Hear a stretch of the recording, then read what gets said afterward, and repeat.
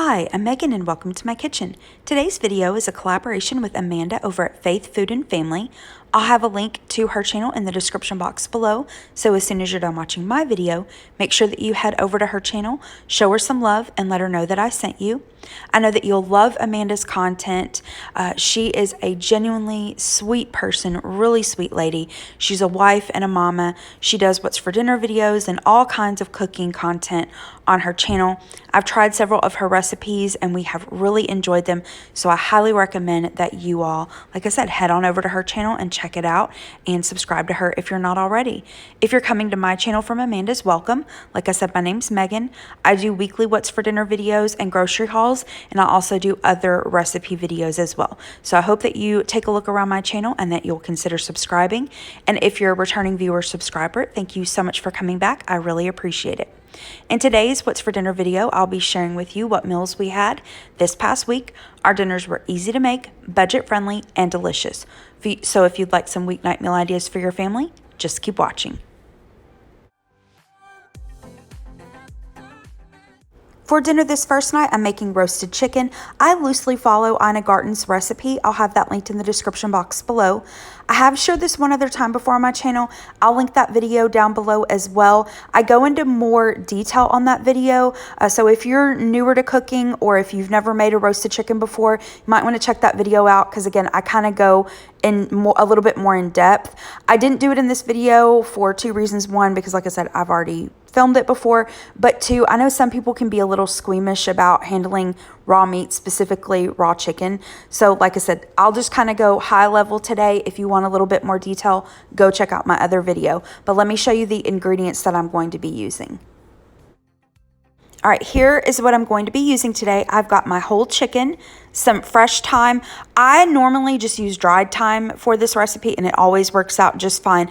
So if you don't have any fresh thyme on hand or you don't want to buy it just for this recipe, you can totally just use dried thyme. You'll need some garlic, a lemon, butter, salt, and pepper. All right, and here is my prep chicken. Again, I didn't show me going into detail how I did this, but you can check out the video down in the description box below. I'm going to place my chicken into a preheated oven. It's preheated to 425 degrees, and how long it takes for your chicken to finish really depends on your oven and how large your chicken is. For a 5 to 6 pound chicken, it'll probably take about an hour and a half, but again, it just depends on your oven and your chicken, so make sure that you cook it to at least 165 degrees internal temperature. I'm going to get started on one of my side dishes. I'm making broccoli cheddar twice baked potatoes. In this bowl, I've got the insides of some baked potatoes. I just took some russets and cooked them in my air fryer. You can, of course, bake them in a regular oven. This is also a great way to use up leftover baked potatoes. So again, I've just got the insides of the potatoes in this bowl, added a little bit of butter, and I'm going to mash that up. Now, I will include a link to the recipe that I used in the description box below. I veered off the recipe just a little bit. So first, the recipe called for Greek yogurt. I didn't have any on hand, so I'm using sour cream. And then as I was reviewing through the recipe, I noticed that most of the ingredients that it listed were basically the ingredients for ranch dressing mix. So I decided to just skip adding all of the different seasonings and just use some Hidden Valley ranch dressing mix. The recipe said to use buttermilk. I didn't have any on hand, but I did have some half and half, so I added a little splash of that. I added some salt, pepper, shredded cheese, and then for the broccoli, you just want to use cooked broccoli. I used some steam in a bag and chopped it up.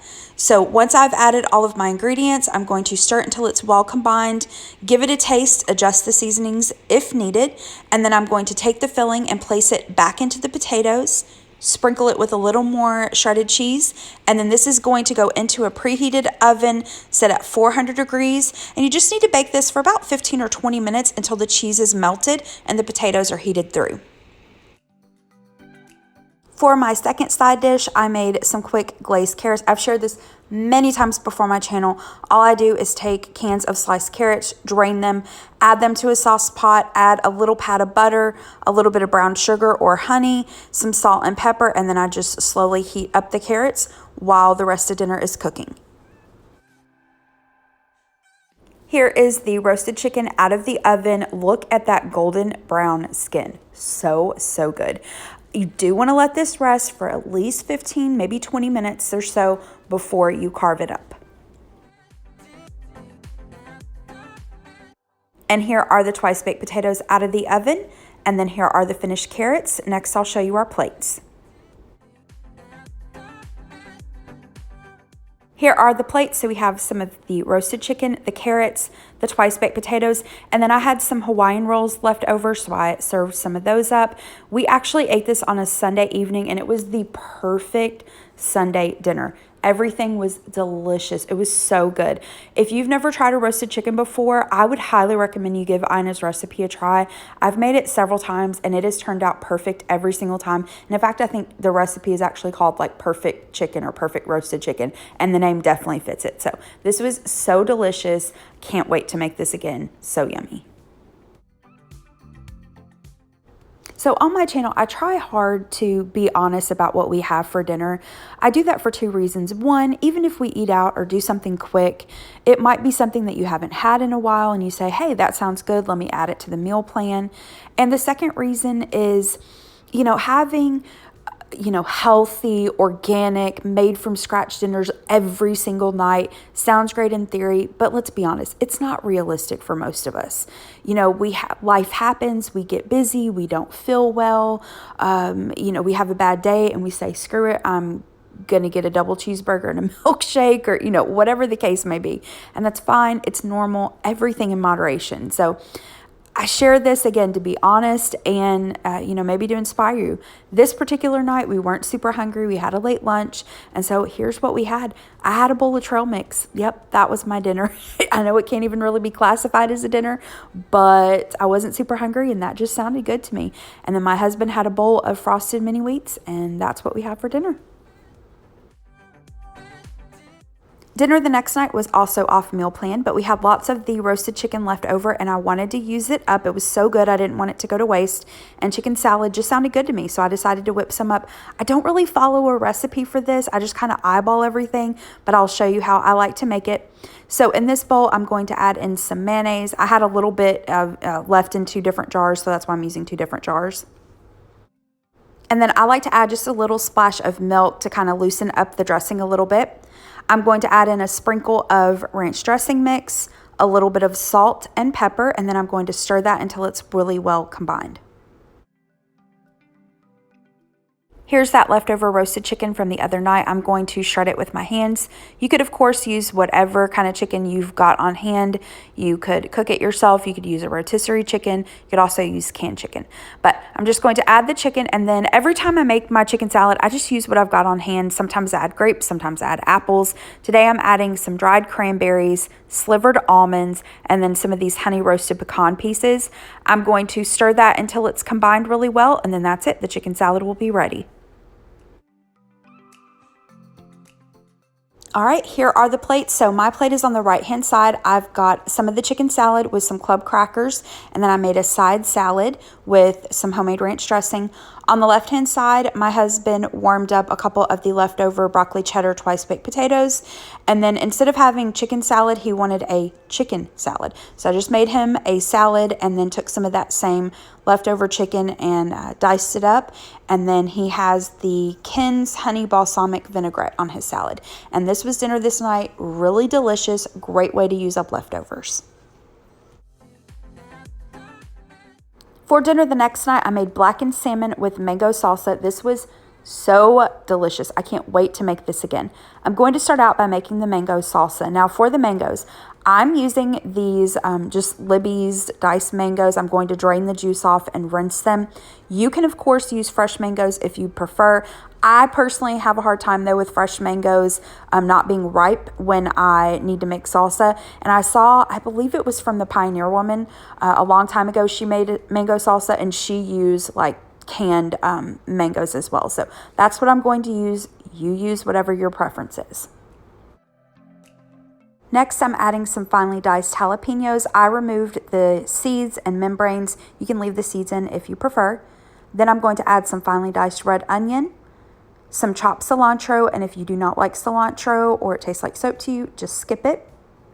Then I'm going to add some fresh lime juice and I added a little bit of salt, and I'm going to give that a stir, and then that's it. The salsa will be done. I'm going to set this to the side until we're ready for it for dinner.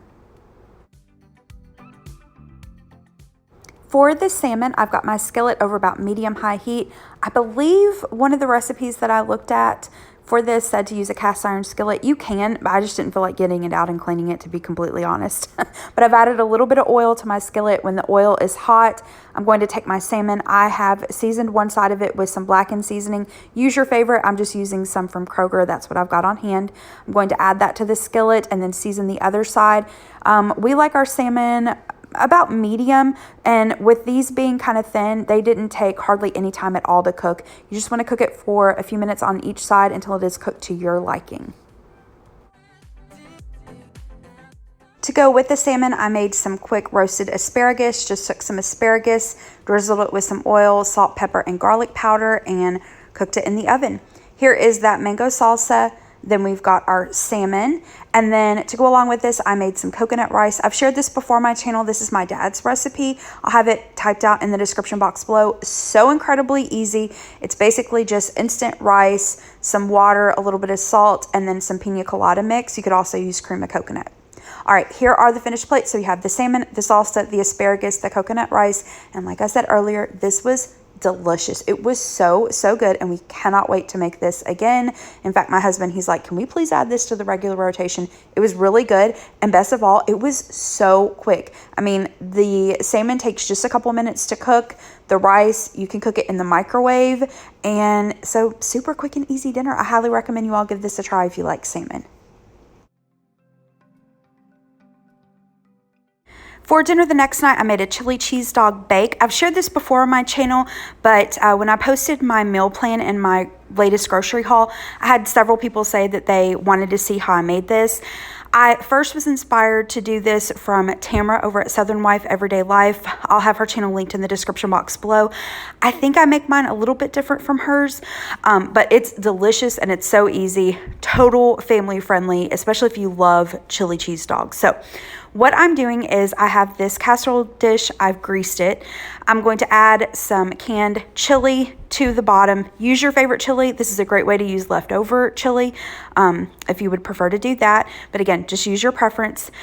And then use whatever hot dogs you like. I just saw where Valerie over, I think her channel is called Life with Valerie. I'll have it linked in the description box below as well. She didn't make a chili cheese dog bake like this, but she made chili cheese dogs. But instead of hot dogs, she used like the better cheddar Johnsonville sausages. That would be so delicious for this. So just use whatever you prefer, but you're basically going to wrap up your hot dogs in crescent rolls and then add that to the chili. Now, you can do it just like that and bake it off. For me, though, I like kind of the gooiness of chili cheese dogs. So I am going to place this into the oven just like this at 375 degrees. I baked this for about 20 minutes until the crescent rolls were pretty much done. And then once that was done, I removed it from the oven, added some more chili, some shredded cheese, and then put it back into the oven for about 10 minutes until the cheese was melted and that chili was cooked through. Here's the finished bake, and next I'll show you our plates. All right, here's the plate. So we have some of the chili cheese dog bake, and then for my plate, I took some baby carrots and dipped it in some homemade ranch dressing. For my husband, we had some of that broccoli that I'd steamed up from making the twice baked broccoli cheddar potatoes. We had some of the broccoli left, so I just heated that back up for him, and this was our dinner this night. Dinner the next night was also off meal plan. We were supposed to be out of town this weekend to celebrate my grandfather's birthday. I mentioned that in my last grocery haul, but we ended up postponing that until next weekend for two reasons. One is Thursday night into Friday, we got some really icy weather.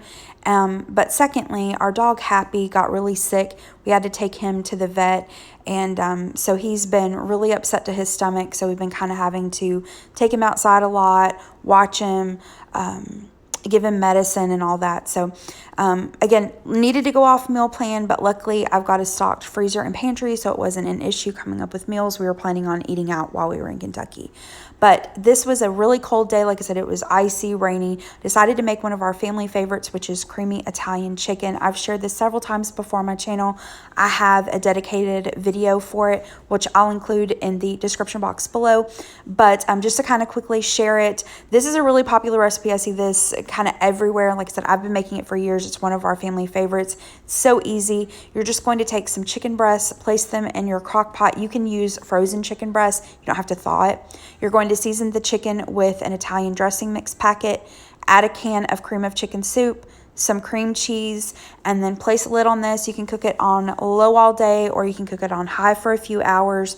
Once it's done, you'll want to shred it up or dice it up, and then you can serve this over rice, over pasta, over mashed potatoes. We like it over rice. And something that I see a lot of recipes do is instead of using the Italian dressing mix, people will use like the bottled Olive Garden Italian dressing. Whichever way you want to do it, it's so easy, it's super delicious, and it's really comforting. If you all haven't given it a try yet, I really recommend you try this Italian chicken. For the last dinner in this week's video, I'm making a ravioli bake. Some people call this easy lasagna or lazy man's lasagna. Whichever way you want to call it, it is so incredibly easy. It's delicious. It's a perfect weeknight meal. I'll have a link to the recipe in the description box below. I am having the recipe. So I've got my oven preheating to 400 degrees. I'm going to spray my casserole dish with some cooking spray.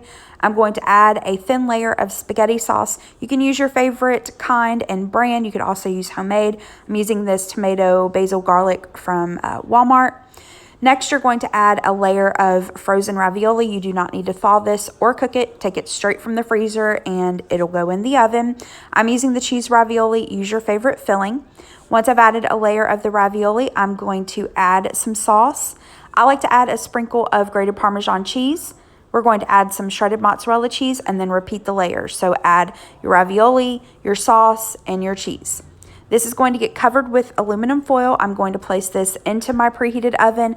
I baked it for about 30 minutes. After 30 minutes, this is what it looks like. You're going to remove the foil, put it back into the oven for another 15 or 20 minutes until the ravioli is cooked all the way through. Here's what it looks like when it was done out of the oven. I did sprinkle it with some parsley flakes just for a little bit of color.